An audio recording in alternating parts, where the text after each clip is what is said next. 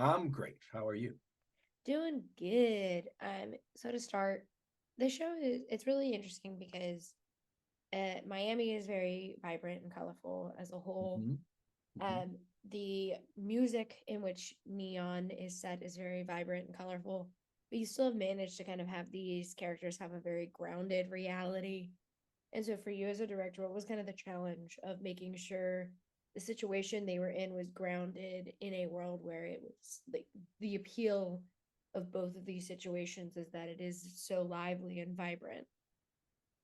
I think I had that's a great question. I think I had a an advantage only because I don't know, maybe because I'm from the Dominican Republic and from the Caribbean. I felt like that it's a great question because it's like something we talked about, like how do we show our vibrancy in an interesting and cool way. Mhm. But I also know that we are humans that have moments of drama and highs and lows.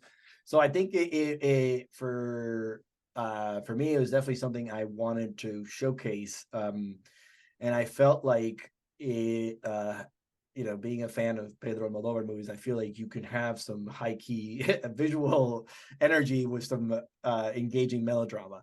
So yeah, I think like I felt like a challenge at first, but I think with like the actors who also come from like the Caribbean diaspora, I think we latched on to this idea, and I think it felt natural to us.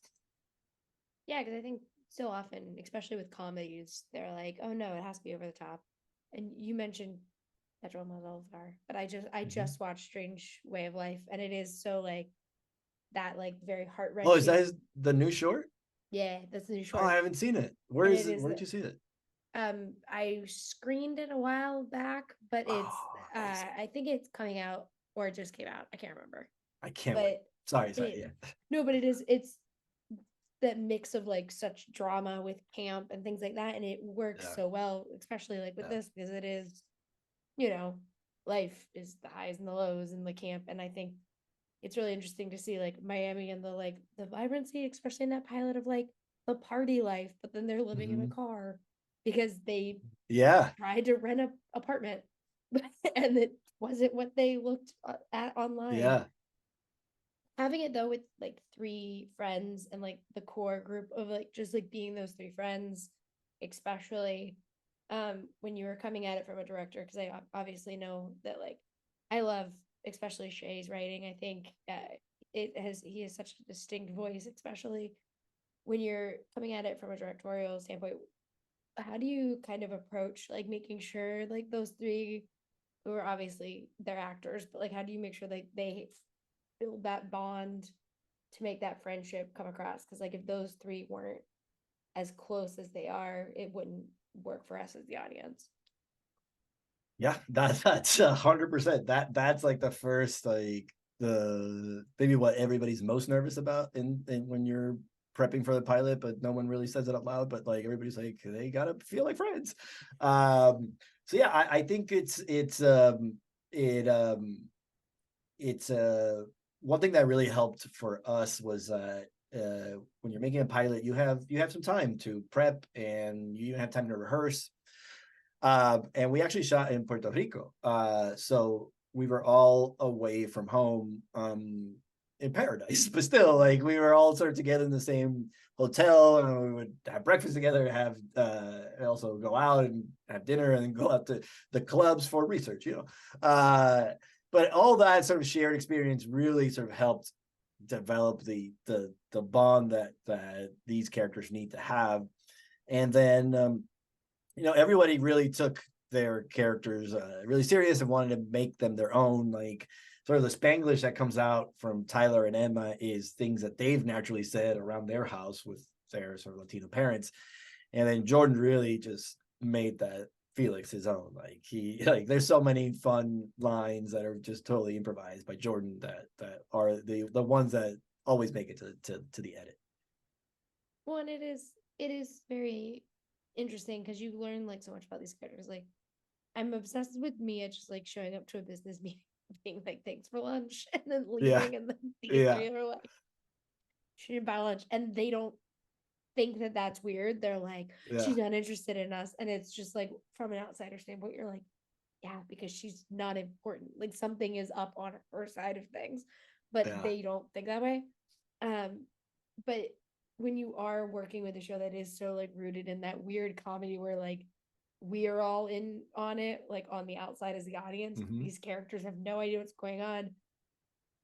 How do you, as the director, kind of make sure that that tone stays balanced where it's like, we don't think these characters are like stupid in their own way. We understand that they are just so kind of naive, but Yeah. in a sweet way. Yeah. Yeah, I think it's obviously kudos to the writing too. Like a lot of it's built in the writing as far as Mhm. like you get to see their fear and anxiety leading up to the meeting so that they almost feel like blindsided when that happens and they immediately blame it on themselves and they feel so much like the underdogs and not and Ness has feelings of not being respected. So I think it's a naturally affects their psyche. And also kudos to Courtney, who is an amazing actress and like has to come in and is playing a liar. but you have to like her. You have to like this character. Mhm. She's gonna be part of the ride. And because ultimately she's also starting from the bottom. So I think they're that's what connects them really at the end. Like they're all starting from the bottom and none of them really should be going to that place because they can't afford it. Yeah, no, I do love at the end when she's just emailing her. Like, I was Yeah. like, yeah, that's the least surprising is that she's Yeah. emailing everyone as her own assistant. But it was Yeah. just very funny watching them all be like, we're so smart. And I'm like, smart. It's so Yeah. sweet that No. you think you are them. Um, They got a lot to so learn. yeah, it's just I was like, oh, you guys are all so sweet. So sweet, so dumb, but so cute. And Yeah. it's crossing off things that you're not gonna own anymore, like a lamp. But Yeah. to see kind of just those naive kids who move and they think they have these dreams and that they'll figure it out and just watch it all kind of like fall apart within like Mhm. that first episode, especially. What for you as a director was like the most important thing to kind of like keep so sweet about those characters? Because it does come across instantly that these are three friends who care very deeply, even though they all are like, I'm the manager, I'm in charge of this. Yeah, Like yeah, you yeah. could tell that it's more that they're just friends. Yeah, I think it's finding the balancing act of like, you want it's a comedy, so you want a little back and forth and a little conflict and a little joking between them, but you don't want it to be mean.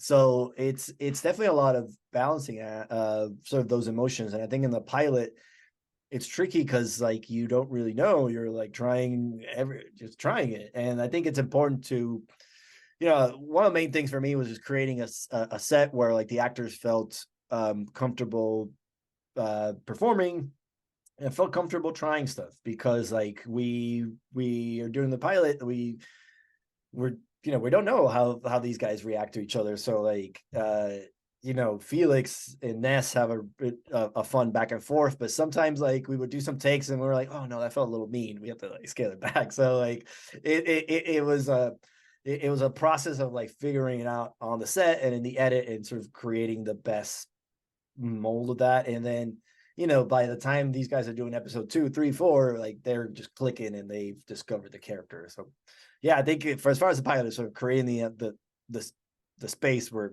people could throw out, experiment with it and sort of find the character. Yeah. And so for our last quick question, obviously though, like with shows like this, it is about more the characters than anything else and like making sure that we connect with the characters. But what do you hope audiences take away when they do get to watch Neon? I hope they had a great time and they start sending their friends manic texts saying, you gotta watch this right now. And maybe people that don't know reggaeton because they've heard Bad Bunny or heard it, maybe they get to know a little bit more about the industry and the culture and maybe some new artists. And obviously representation matters, but I am here for goofy representation. I love that Latinos can be silly in this show, and reggaeton artists get to be really silly. They usually look really cool in music videos and are posing really cool with cool clothes, but here they get to be silly magicians and say silly things. So I it's I hope people have a great time, and if they happen to sort of see themselves reflected on the screen, that's a plus. Thank you so much for talking with me today. I really appreciate it, and I can't Thank wait you to be so able to much. get to see Neon. Awesome. Thank you. Thank you. Have a Awesome. great day. Thank you. You too. Bye. Yeah.